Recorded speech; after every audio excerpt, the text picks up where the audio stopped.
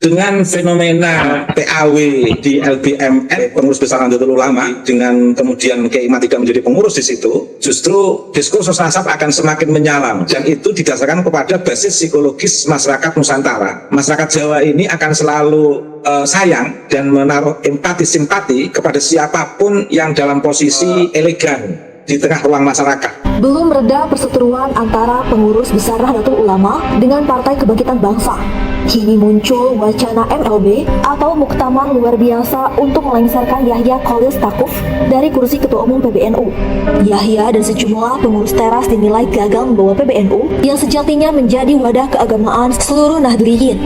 Alih-alih mencerahkan umat, Gus Yahya kerap melakukan manuver yang membuat gaduh. Sudah sekian lama, bertahun-tahun, berpuluh tahun, as-sawadul a'dzam min ulama'ina meyakini bahwa para habaib ini memang memiliki silsilah yang sambung kepada Rasulullah SAW. Mari kita ikut saja, nggak usah nyari catatan. Nah, mungkin ini strategi Gus Yahya untuk membesarkan Kiai Imad, Mas Susu. Strategi Kiai Miftahul Akhyar untuk membesarkan Kiai Imad, biar Kiai Imad itu menjadi tokoh yang betul-betul fenomenal dari warga Nahdi, yang betul-betul terkonfirmasi nampak kesetiaannya secara publik kepada NU, sehingga dilepas saja. PBNU dianggap belani habaib, menjadi jongosnya habaib, menjadi budaknya, menjadi anu Ba'alawi. Kita tidak bela Ba'alawi.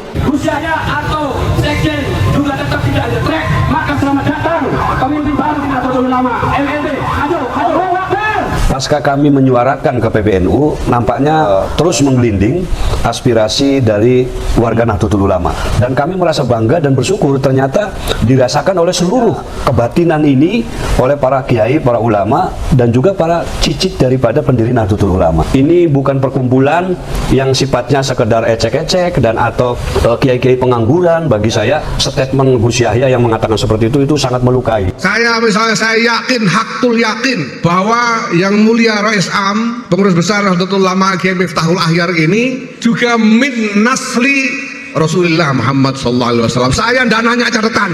Kasusnya kan dengan individualnya, dengan Habib A, Habib E, Habib ini. Ya Habib ini saja yang garap. Kenapa kok yang salah ini Habibnya, orangnya, klannya atau organisasinya ini yang digarap? Berarti memang sudah punya tujuan untuk mengaburkan. Bisa jadi fenomena melepas Kiai Imad sebagai sosok yang setia pada NU, ada strategi lain yang akan dilakukan oleh pengurus PBNU, mungkin merangkul mereka-mereka yang masih jauh dari pengurus PBNU, Mas Yusuf. Misalnya merangkul Habib Ba'alwi biar lebih akrab dengan PBNU, mungkin nggak apa-apa, biar NU lebih syiar nanti, Mas Yusuf. Belum tuntas polemik tersebut, sejumlah tokoh Nahdlatul Ulama yang tergabung dalam komunitas jaringan Nahdliyin, pengawal Hizbah Nahdlatul Ulama atau JNPKNU, mendorong segera dilakukan musyawarah nasional luar biasa NU. Mereka menilai semestinya pengurus PBNU tidak terjebak urusan politik praktis, tapi fokus pada kemaslahatan umat, baik di bidang sosial, budaya, ekonomi, dan terutama agama. Para ulama yang tergabung dalam JNPKNU itu pun meminta PBNU segera menghentikan tindakan penyulut konflik di antara sesama warga Nahdliyin. Belakangan muncul rencana MLB atau Muktamar Luar Biasa NU yang diantaranya dimotori Abdus Salam Sohib atau Gus Salam. Saya ingin lebih berpikir dalam konteks politik internasional begitu, sehingga nggak ingin direcoki isu-isu kecil yang menurut Gus Yahya dianggap kecil, isu nasab ini, sehingga dilepas saja sekalian, sehingga Gus Yahya tidak perlu ada kewajiban dan beban untuk menjawab secara publik terkait dengan isu nasab ini, karena memang dalam konteks kepengurusan sosok yang membuat tesis yang menjadi sumber diskursus ini sudah tidak ada. Bismillahirrahmanirrahim. Press release pedang risalah amanah bakalan dan konsolidasi kiai-kiai struktural dan kultural NU untuk MLBNU. Alhamdulillah, sekitar 100 ulama kiai NU telah melaksanakan silaturahmi yang dikemas dalam pedang risalah bakalan dan konsolidasi presidium serta kiai-kiai struktural dan kultural NU Jawa Tengah untuk MLBNU.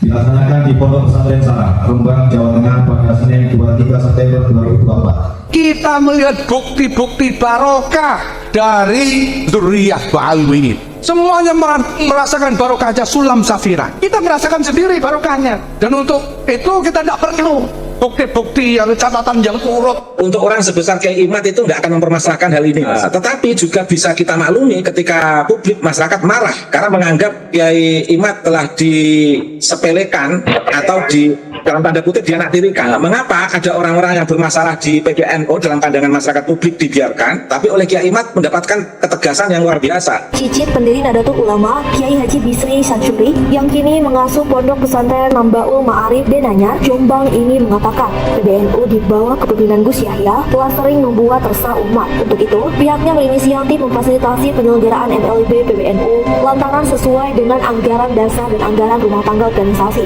Semua orang sedunia, mufti sedunia kalau menfatwakan Pak Alawi itu sahih nasabnya, saya tetap menolak. Ulama dunia ditolak. Ini ilmu macam apa semacam ini?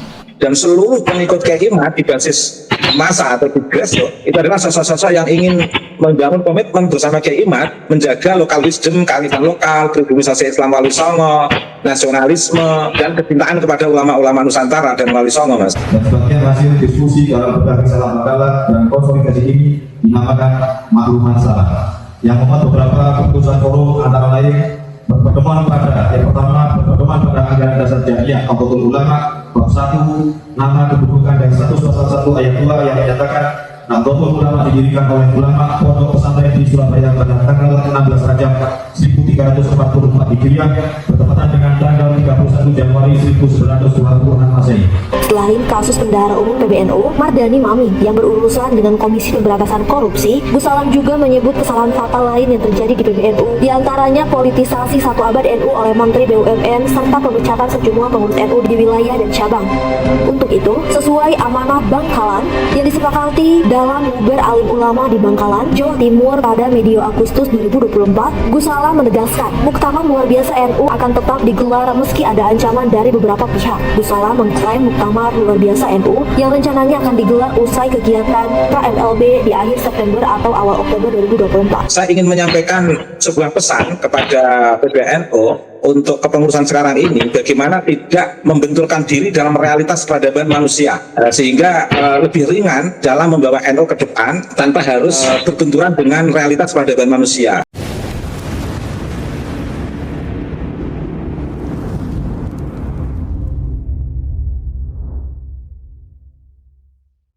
Saya ingin memahami fenomena surat yang saya istilahkan surat antar waktu, surat PAW Kiai Imad di PBNU. Jadi seperti di DPR saja. Jadi di DPR kan ada PAW segala, Mas Taufik. Di DPR itu, di PBNU juga ada PAW juga. Jadi tambah keren itu. Saya ingin memahami dari 2 hikmah, Mas Ucup. Hikmah dari sisi Kiai Haji Imad bin Osman dan hikmah dari sisi PBNU. Saya ingin membahas hikmah dari sisi Kiai Imad bin Osman dulu, Mas Ucup. Pertama, ini sudah merupakan qudwah dari Allah untuk membesarkan Kiai Imad bin Osman di tengah perkembangan sejarah peradaban Islam dunia bahkan. Mengapa saya katakan dunia? Karena klan Ba'alwi ini jaringannya sudah internasional. Sistem hijrah mereka itu menguatkan ikatan klan mereka, sehingga hijrah dimanapun mereka tidak putus ikatannya, Mas. Baik klan Ba'alwi yang ada di Yaman, di Irak, Iran, Indonesia, di Barat, semuanya punya jaringan, Mas Yusuf. Sehingga mereka baik secara intern ke keluarga maupun dalam ruang politik global itu mereka bisa saling menguatkan dan saling menginformasikan, terkait dengan akses pendidikan. Nah, Kiai Imad bisa menerobos klan besar di dunia ini, bahkan sampai menunjukkan kepada publik terkait dengan kenasaban klan Ba'alwi. Itu sudah sebuah fenomena yang luar biasa, Mas Yusuf. Dan karena itu ini poin tersendiri dalam sejarah peradaban Islam untuk Kiai Imad bin Osman.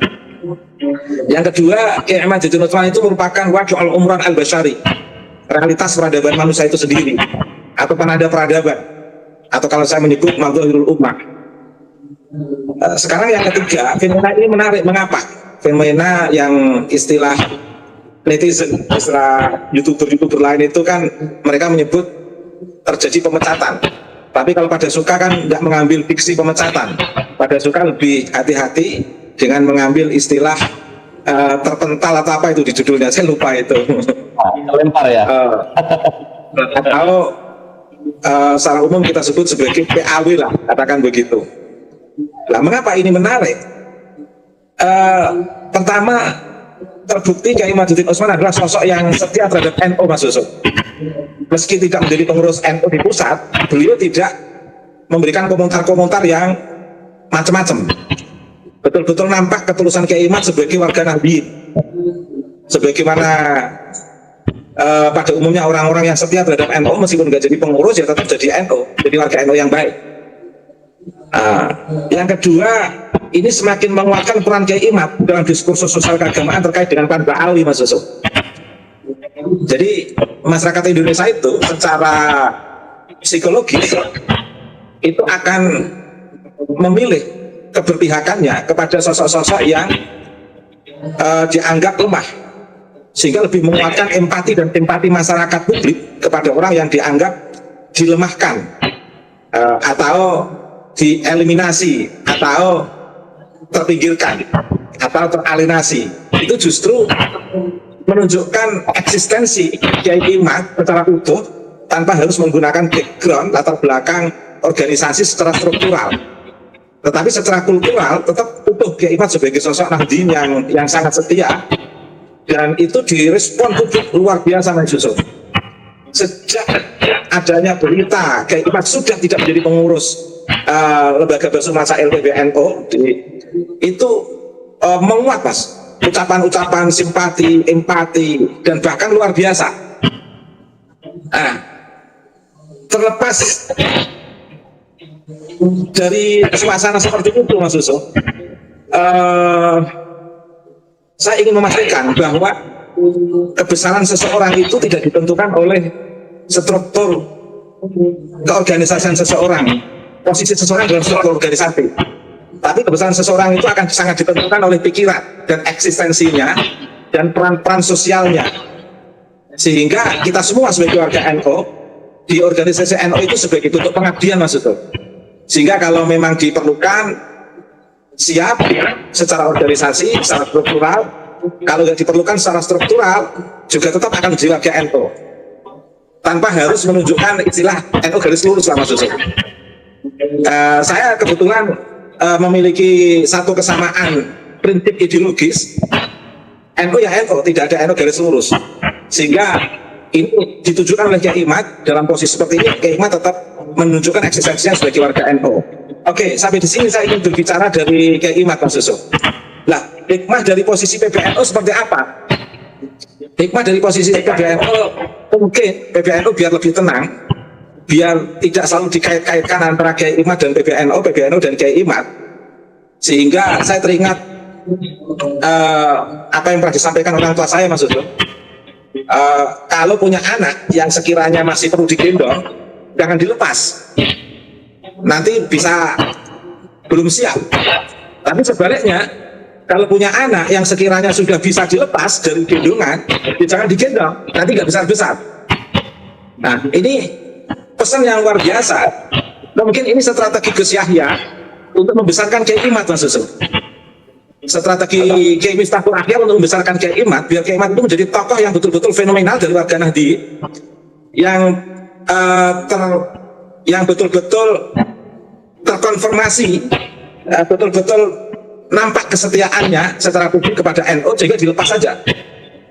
Bisa jadi fenomena melepas Kiai Mat sebagai sosok yang setia kepada NU, ada strategi lain yang akan dilakukan oleh pengurus PBNU, mungkin merangkul mereka-mereka yang masih jauh dari pengurus PBNU, Mas Yusuf. Misalnya merangkul Habib Ba'alawi biar lebih akrab dengan PBNU, mungkin nggak apa-apa, biar NU lebih syiar mungkin, Mas Yusuf. Bahkan mungkin juga merangkul NU garis lurus yang tadinya agak menjauh biar lebih dekat, bisa jadi, nggak apa-apa itu, Mas Yusuf. Semuanya ada hikmahnya. Toh Kiai Mat ketika dilepas, Kiai Mat tidak akan membuat NU garis lurus.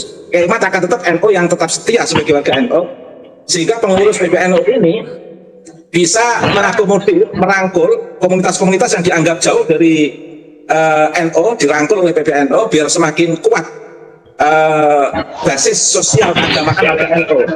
Sehingga mungkin ada target yang mungkin kita tidak bisa membaca, perlunya merangkul para habaib agar bareng-bareng di NU. Tidak apa-apa, saya setuju, tidak apa-apa Mas Yusuf. Dan juga mungkin Gus Yahya ingin lebih berpikir dalam konteks politik wow internasional begitu, sehingga nggak ingin direcoki isu-isu kecil yang menurut Gus Yahya dianggap kecil, isu nasab ini, sehingga dilepas saja sekalian, sehingga Gus Yahya tidak perlu ada kewajiban dan beban untuk menjawab secara publik terkait dengan isu nasab ini, karena memang dalam konteks kepengurusan sosok yang membuat tesis yang menjadi sumber diskursus ini sudah tidak ada. Mungkin asumsi kecil saya seperti itu Mas Yusuf, dan saya sah-sah saja. Satu sisi misalnya ada elit PBNU yang sedikit mengkritisi Kiai Imad di satu sisi, di sisi lain merangkul para habaib, para NU garis lurus dan lain sebagainya, tidak apa-apa. Barangkali ini sebagai sebuah hikmah yang memang bisa dilakukan untuk menyatukan PBNU, memanggil kembali orang-orang yang sebenarnya dianggap punya basis NU yang dulu kecewa NU terus dirangkul kembali di satu sisi, di sisi lain tetap Kiai Imad biar mereka tetap nyaman di NU, mungkin begitu Mas. Saya ingin mengambil titik hikmahnya saja Mas Yusuf. Ini yang hikmah-hikmah dari PBNU. Dan yang terakhir, dalam posisi apapun kekuatan organisasi manapun yang bersentuhan dengan PBNU pasti NU yang kuat Mas. Dalam sejarahnya NU selalu dalam posisi yang melatih dan menang. Tapi dalam konteks persoalan internal itu biasanya akan sama-sama besar Mas. Sehingga pengurus PBNU akan menjadi besar dengan kepengurusannya. Sosok-sosok yang sedang berbeda juga akan menjadi besar dengan keilmuannya. Yang penting tidak saling mencaci. Selama ini yang jelas saya membaca dari awal munculnya tesis Kiai Imad tidak pernah memberikan framing atau cacian kepada pengurus PBNU, dan kita juga tidak pernah melakukan itu. Meskipun ada beberapa elit PBNU yang underestimate pada Kiai Imad, tidak apa-apa. Mungkin itu bagian kekurang dewasaan yang bisa kita maklumi bersama. Toh kita dalam satu keluarga Mas, yang tetap akan setia mengawal NU secara organisatoris. Mungkin bagi pengurus akan mengawal NU melalui struktur kepengurusannya. Ya Imad, saya dan kawan-kawan akan mengawal NU dengan basis kulturalnya. Yang penting saya ingin memastikan bahwa NU itu sudah menjadi sebuah peradaban, sehingga kita memandang NU tidak hanya mereka yang duduk di struktur PBNU, tapi kita bisa memandang NU juga dari warga Nahdien, karena NU sudah menjadi paradigma berpikir masyarakat Sunni di negeri ini, sehingga memandang NU-an orang tidak hanya dari struktur, tapi juga dari kesiapan dan komitmen sebagai warga NU di tengah masyarakat yang ingin tetap menjaga NU. Bahkan menjaga NU dari mulai maraknya gerakan-gerakan Syiah yang dibawa oleh komunitas-komunitas tertentu yang diantaranya masuk dalam diskursus kita ini. Dan kita juga komitmen untuk menjaga bagaimana kita menjaga Sunni Nahdiyah dari dalam diskursus vis-vis dengan Wahabi, vis-vis dengan Syiah, vis-vis dengan komunitas-komunitas lain, dengan kerangka keberagamaan dan keragaman, tapi juga tetap punya identitas sebagai Ahlussunnah wal Jamaah An-Nahdiyah. Kita untuk orang sebesar Kiai Imad itu tidak akan mempermasalahkan hal ini Mas. Tetapi juga bisa kita maklumi ketika publik masyarakat marah karena menganggap Kiai Imad telah disepelekan atau dalam tanda kutip dianaktirikan. Mengapa ada orang-orang yang bermasalah di PBNU dalam pandangan masyarakat publik dibiarkan, tapi oleh Kiai Imad mendapatkan ketegasan yang luar biasa? Ada yang tanya pada saya begitu Mas, saya jawab, ya. Mengapa Kiai Imad ditegasi? Karena Kiai Imad sangat setia pada NU, sehingga dilepas dimanapun itu akan membesarkan NU. Kitabnya aja sudah membahas tentang NU. Sehingga sama ketika saya teringat Nabi Muhammad Mas, dalam pembagian harta rampasan, justru sahabat itu kan dikasih sedikit-sedikit Mas. Nah mereka yang baru masuk Islam itu dikasih lebih banyak. Dalam sebuah percakapan Nabi menanyakan kepada para sahabat lebih memilih Nabi daripada memilih harta rampasan, dan itu sebagai komitmen kemuliaan para sahabat.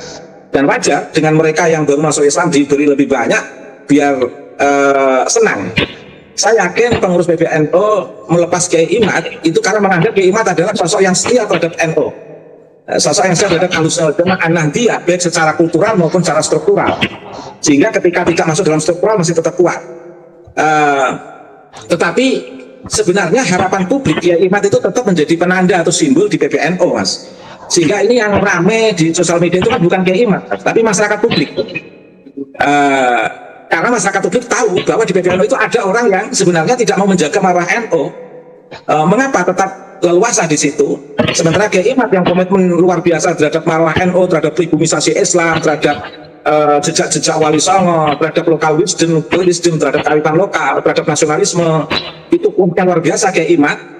Bahkan berani berhadapan-hadapan dengan mereka yang tidak menampakkan nasionalisme, mereka yang memiliki ideologi transnasional dalam konteks ideologi yang tidak berbasis lokal wisdom.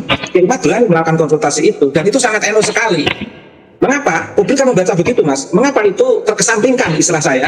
Sementara yang sedikit agak oportunis, yang sedikit tidak menampakkan kesetiaan seperti yang saya sebutkan tadi, justru malah lebih leluasa. Sehingga protes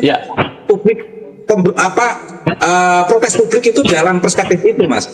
Tetapi tidak ada Kiai Imad posisinya tetap nyaman dan biasa-biasa saja, Mas Yusuf. Mungkin ini menjadi titik balik bagi mereka yang sudah mengidentifikasi NU garis lurus, biar kembali lagi menjadi NU garis PBNU lagi, Mas. Ada hikmahnya, Mas. Jadi merangkul komunitas-komunitas lain biar menjadi syiar, biar tidak ada konflik. Jadi manajemen Gus Yahya saya baca itu manajemen damai, Mas, tidak manajemen konflik. Jadi tetap ada hikmahnya, dan Kiai Imad tetap akan besar dalam sejarahnya sendiri tanpa harus melepaskan diri dari ideologi atau konsep Ahlussunnah wal Jamaah An-Nahdliyah. Beliau sosok yang sangat setia dengan Ahlussunnah wal Jamaah An-Nahdliyah, dan seluruh pengikut Kiai Imad di basis massa atau di grassroots itu adalah sosok-sosok yang ingin membangun komitmen bersama Kiai Imad menjaga lokal wisdom, kearifan lokal, pribumisasi Islam Wali Songo, nasionalisme, dan kecintaan kepada ulama-ulama Nusantara dan Wali Songo, Mas. Itu yang real di lapangan, dan itu sudah luar biasa. Itu sudah menjadi bahan tersendiri bagi Kiai Imad, Mas Yusuf. Ini sudah close statement, Mas. Kalau ya saya ingin menyampaikan statement singkat, ya.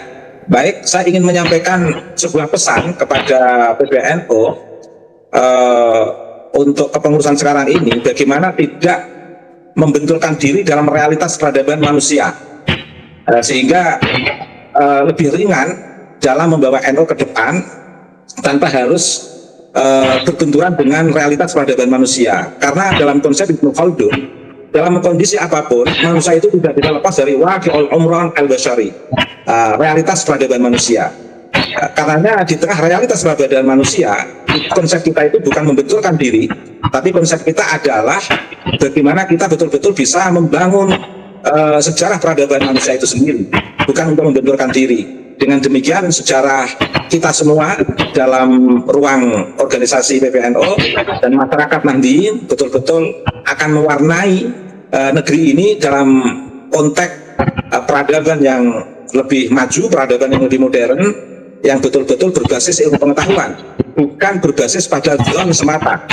Karena zon ada tempatnya, ilmu pengetahuan juga ada tempatnya yang harus direspon dalam langkah membangun sejarah peradaban manusia. Dengan fenomena PAW di LBM NU, pengurus besar Nahdlatul Ulama, dengan kemudian Kiai Imad tidak menjadi pengurus di situ, justru diskursus nasab akan semakin menyala, Mas. Dan itu didasarkan kepada basis psikologis masyarakat Nusantara. Masyarakat Jawa ini akan selalu sayang dan menaruh empati simpati kepada siapapun yang dalam posisi elegan di tengah ruang masyarakat. Masyarakat kita ini kan masyarakat yang sedikit banyak dipengaruhi oleh tradisi kapitayan, Mas. Masyarakat kapitayan itu akan memilih tokoh yang bukan pengusaha, yang bukan penguasa, yang bukan penjahat, tetapi masyarakat kita ini akan memilih tokoh yang betul-betul bicara tentang agama, bukan dari perspektif kekuasaan dan bukan juga dalam perspektif permodalan, juga bukan dalam perspektif kehendak kuasa. Masyarakat kita itu begitu, dan itu dirasakan efektifnya ketika Wali Songo melakukan pribumisasi Islam, karena Wali Songo tidak menampakkan sebagai penguasa, Wali Songo juga tidak menampakkan sebagai pengusaha, tapi Wali Songo betul-betul, istilah saya itu menunjukkan sebagai sosok yang betul-betul berbicara berdasarkan konsep dan prinsip Ibrahim. Orang menyebut Abraham, tapi saya menyebut Ibrahim. Dan Kiai Imad memiliki eksistensi keberadaan perjuangannya itu betul-betul menampakkan bukan sebagai pengusaha, bukan sebagai pemodal, bukan juga sebagai yang memiliki kehendak kuasa, tapi betul-betul hadir untuk memberikan pendampingan kepada masyarakat, betul-betul merdeka, terbebaskan dan tercerahkan dari belenggu sistem perbudakan spiritual. Ini keren, sangat disuka masyarakat yang berbasis Kapitayan, atau sangat disuka oleh masyarakat Jawa atau Nusantara secara keseluruhan. Dan ini awal kemajuan atau awal kekuatan Kiai Imad untuk melakukan pembebasan dan pencerahan, Mas. Jadi kalau kemarin itu masih mukadimah, kalau ini sudah langkah awal untuk secara realistik melakukan pembebasan dan pencerahan di tengah sejarah peradaban manusia masyarakat Nusantara.